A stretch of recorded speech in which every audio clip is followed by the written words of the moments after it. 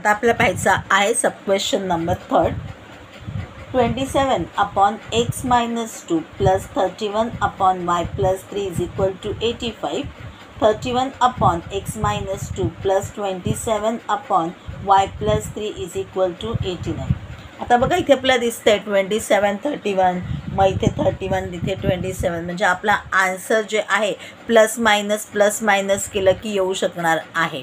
पण आपल्याला जी व्हॅल्यू दिलेली आहे ह्याच्या अगोदरच्या प्रश्नामध्ये एक्स प्लस वाय दिलेली होती.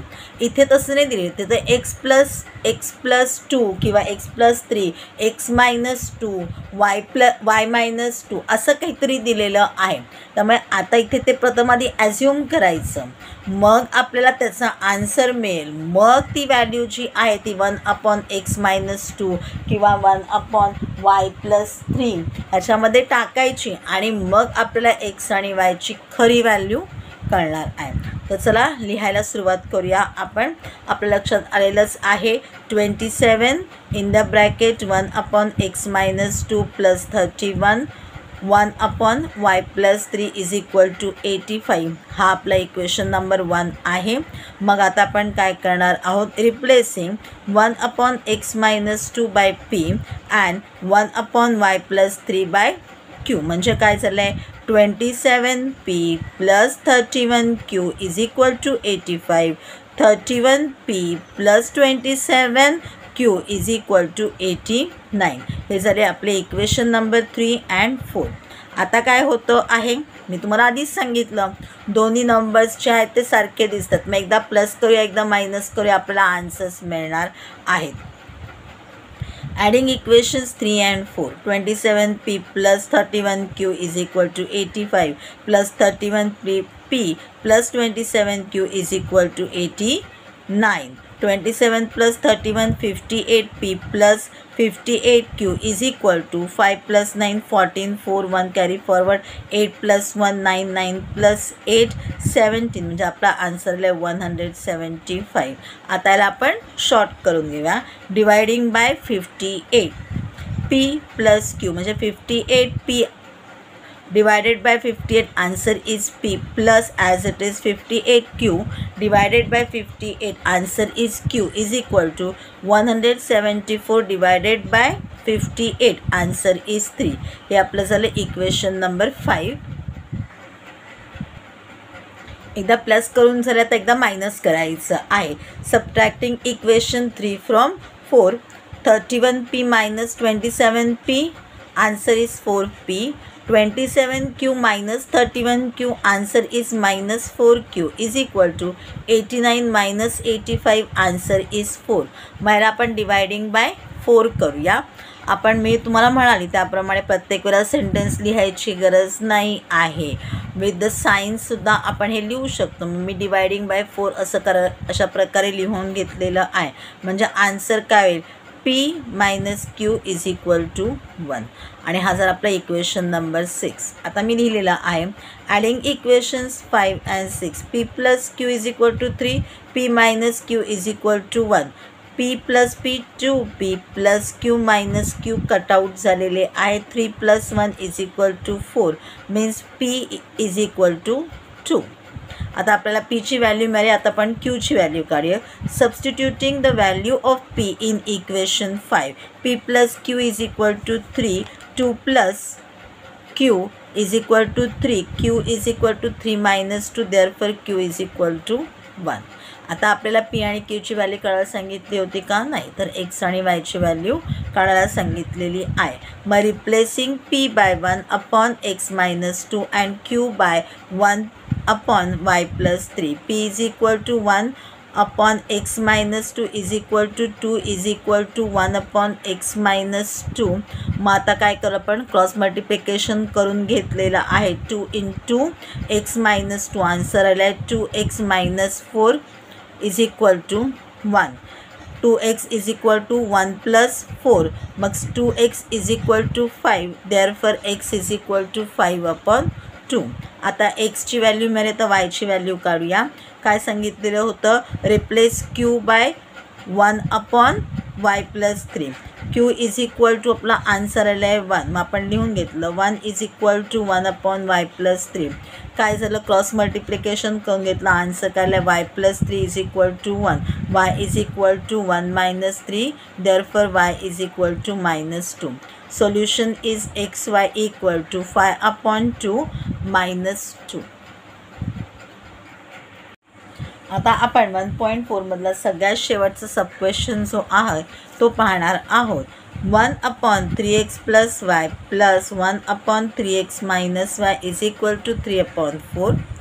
1/2 in the bracket 3x + y - 1/2 in the bracket 3x - y is equal to -1/8. आता इथे आपल्याला 3x + y आहे, इथे 3x + y, पण इथे 2 आहे. म्हणजे मग काय होईल, जेव्हा आपल्याला व्हॅल्यू लिहायची आहे तेव्हा आपण काय लिहू, 1/2 लिहू. कसं लिहूया ते बघून घेऊया.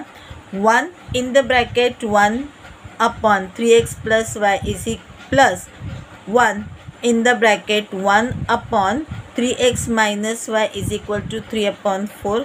आता जेव्हा इथे आपण 1 घेतलेला आहे, असाच कॉमन नंबर निघालेला आहे, कॉमन नंबर काहीच नाही आहे म्हणून 1 घेतला, बरोबर आहे. आता इथे मात्र काय होतं, इथे 2 आहेत म्हणून आपण कॉमन नंबर म्हणून काय घेणार आहोत, 1/2 घेणार आहोत. म्हणजे मग काय, जर हा 2 इथे आला म्हणजे हा 3x + y ला आपण जे काही ॲज्युम करू ते पुढे लिहून आपल्याला बनवता येईल. म्हणजे एक जे आहे ते इक्वेशन साध्या फॉर्ममध्ये आहे, तर दुसरं जे आहे ते आपल्याला फ्रॅक्शन फॉर्ममध्ये मिळणार आहे. 1/2 in the bracket 1/3x + y - 1/2 in the bracket 1/3x - y is equal to -1/8.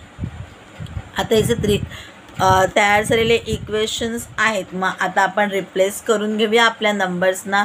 Replacing 1/3x + y by a and 1/3x - y by b.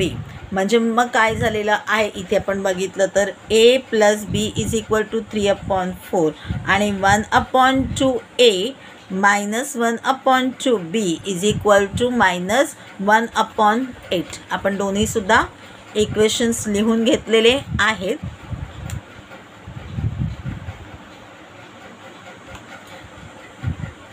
Okay, पण आता इथे काय होतं, इथे 3/4 आहे किंवा इथे 1/8 आहे. मग जर LCM काढला आपण तर आपल्याला जे ते शॉर्टमध्ये आणि साध्या इक्वेशनमध्ये आपला आन्सर मिळेल. म्हणून मी काय केलं, 4ने LCM काढला मी 4, म्हणजे तर सगळ्या नंबर्सना मला 4ने मल्टिप्लाय करावं लागेल. 4 × a 4a + 4b is equal to 3. याचा LCM आला 8. मग मी काय केलं, 1/2 × 8. LCM किती आलेला आहे, 8 आलेला आहे. म्हणजे मग काय झालं बघा, मी लिहून दाखवते तुम्हाला इथे हवं तर. 1/2 × 8 म्हणजे मग काय होईल, 2 1 = 2, 2 4 = 8. आणि इथे काय आलेलं आहे, इथे आपण लिहिलेलं आहे replacing 1/3x + y is equal to a. म्हणजे काय झालं, 4a लिहून घेतलं. 4a as it is -4b answer आलं इक्वल टू -1 आलं. LCM आल्यामुळे आपल्या खालचे सगळे नंबर्स डिनॉमिनेटर ते सेम आहे, त्याच्यामुळे ते लिहायची आपल्याला गरज नाही. म्हणजे आपल्याला फ्रॅक्शन फॉर्ममध्ये आन्सर आलेलंच नाही. आता आपल्याला जे इक्वेशन्स मिळालेले आहेत, म्हणजे आपण इक्वेशन नंबर 3 पकडूया. आपला 4a + 4b इक्वल टू 3 आणि इक्वेशन नंबर 4 आहे आपला 4a - 4b is equal to -1 आहे ना. +4b - 4b कटआउट होते म्हणजे एची व्हॅल्यू आपल्याला मिळेल. मग आपण काय केलेलं आहे, लिहून घेतलेलं आहे. Adding equations 3 and 4. 4a + 4b is equal to 3 + 4a - 4b is equal to -1. 4a + 4a 8a + 4b - 4b cut out झाले equal to 3 - 1 is equal to 2. Therefore a is equal to 2/8 आलं. 2 1 = 2, 2 4 = 8 म्हणजे आपल्या एची व्हॅल्यू आलेली आहे 1/4. आता ही व्हॅल्यू टाकूया आणि बीची व्हॅल्यू शोधून काढूया. Substituting the value of a in equation 3. 4a + 4b equal to 3 equal to 4 × 1/4 + 4b equal to 3. कारण 1/4 आपली एची व्हॅल्यू आलेली आहे. मग काय होईल, 4 1 जा 4, 4 1 जा 4, एक डिनॉमिनेटर एक न्यूमरेटर कटआउट्स होतील आपले, म्हणजे आन्सर आलेला आहे 1 plus 4b is equal to 3. 4b is equal to 3 plus 1चा झाला -1. 4b is equal to 3 minus 1 is equal to 2. b is equal to 2/4 म्हणजे 2 1 जा 2, 2 2 जा 4, म्हणजे आन्सर आलेला आहे बीचं 1/2. आता आपण रिप्लेसिंग करायचं आहे. Replacing a by 1/3x plus y. मग आपण लिहून घेतलं 1/3x plus y is equal to एची काय व्हॅल्यू मिळाली 1/4 लिहून घेतलेली आहे. क्रॉस मल्टिप्लिकेशन केलं 4 equal to 3x plus y. मग काय झालेलं आहे आपलं, तर आपण इक्वेशन नंबर 5 नंबर दिलेला आहे 4 is equal to 3x plus y. आता replacing b by 1/3x minus y. आपल्याला बीची व्हॅल्यू मिळते 1/2. आपण लिहून घेतलं 1/3x minus y is equal to 1/2. Cross multiplication केलं 2 is equal to 3x minus y आणि याला आपण दिलं नंबर इक्वेशन नंबर 6. आता काय करूया, आता इक्वेशन नंबर 5 and 6 जे आहे त्याला ॲडिंग करूया. म्हणजे काय आहे 3x plus y is equal to 4, 3x minus y is equal to 2. Adding केलं 3x plus 3x is equal to 6x plus y minus y cut out झालेले आहेत आणि पुढे 4 प्लस 2 इज इक्वल टू 6 म्हणजे आपल्याला 6x is equal to 6 answer आलेला आहे. Therefore x is equal to 1 म्हणजे आता आपल्याला एक्सची व्हॅल्यू मिळालेली आहे. आता वायची व्हॅल्यू काढूया. Put x is equal to 1 in equation number 6. 3x plus y is equal to 4.